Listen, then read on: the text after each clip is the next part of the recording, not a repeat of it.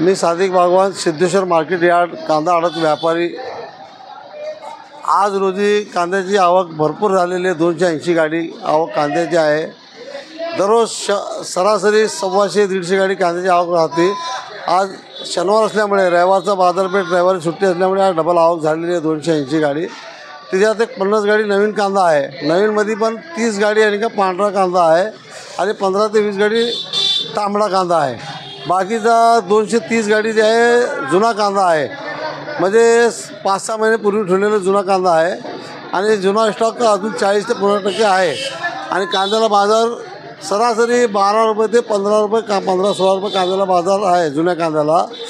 कवचित 18 ते 20 रुपये 5 ते 10 गाडी कांदा विक्री होत आहे। म्हणजे पूर्ण कांदा 18 ते 20 रुपये विकत नाही, फक्त 10 ते 15 गाडी 18 ते 20 रुपये विकत आहे। आणि पांढऱ्या कांद्याला आहे नाही का 1000 रुपयापासून 3000 रुपये पांढऱ्या कांद्याला भाव आहे। नवीन कांद्याला 500 रुपयापासून शेवट 1500 रुपये नवीन कांद्याला बाजार आहे। आणि पुढं बाजार वाढेल का नाही वाढेल ते समजा निसर्गावर आहे। सध्या कुठून कांद्याची आवक? हे कांदा सध्या बाहेरचा कांदा आहे, सोलापूर जिल्ह्यातला कांदा नाही आहे। अहमदनगर, बीड आणि पुणे जिल्हा या भागातला कांदा यायला लागला आहे।